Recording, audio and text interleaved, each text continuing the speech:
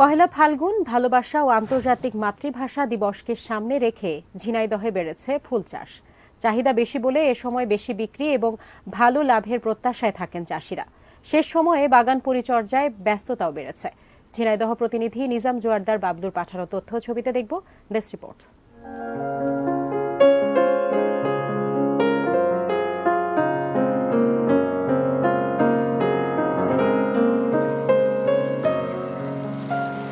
ঢাকায় প্রায় ২৬ বছর ফুলের ব্যবসা করছেন ঝিনাইদহের কালীগঞ্জের ত্রিলোচনপুর গ্রামের টিপু সুলতান। ২০১৬ সালে গ্রামে ফিরে ফুল চাষ শুরু করেন তিনি।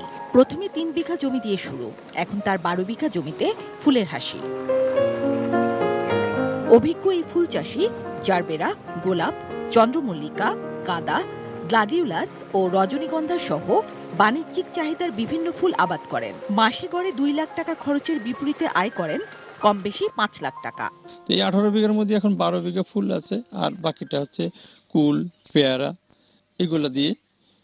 তো সব মিলায় আমার এখানে মাসিক খরচ আছে, ফুলে মাসিক খরচ আছে আমার এখানে ১৬ জন লোক কাজ করে। টোটালে প্রায় মিনিমাম ২ লাখ টাকা মাসে খরচ আছে।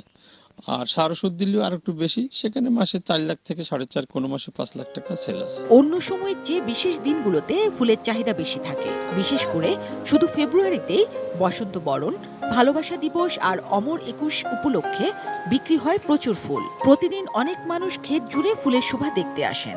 ভালো লাগছে এই ফুলগুলো কিনছি। এমন একটা ফুল বাগানে এসে আমার নিজেরা খুব গর্ববোধ করি। টিপু সুলতানের খামারে কাজ করে সংসার চলছে অন্তত ১৬ জনের। সামনে যোগযাত্রা আছে, এই কারণে আমরা এই যে ফুলের বাগানে আগাছা পরিষ্কার করতেছি। ৩৫০ টাকা করে হাজিরা দেয়, যাই হয় মোটামুটি আমাদের চলে যায়। মাঠ থেকে ফুল ভেঙে নিয়ে এসে সেগুলো আমরা গেঁথে দিই। এখানে উৎপাদিত ফুল বিদেশে রপ্তানির চেষ্টা করছে স্থানীয় কৃষি বিভাগ। আমাদের কৃষি সম্প্রসারণ অধিদপ্তর সহ বিএডিসির সহায়তায় আমরা আধুনিক উন্নত মানের শেড তৈরি করব।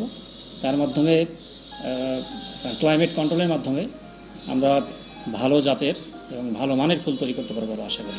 এবার ঝিনাইদহে ১২৪ হেক্টর জমিতে ফুলের আবাদ হয়েছে। জিনিয়া ইসলাম, ডেস্ক রিপোর্ট, এটিএন নিউজ।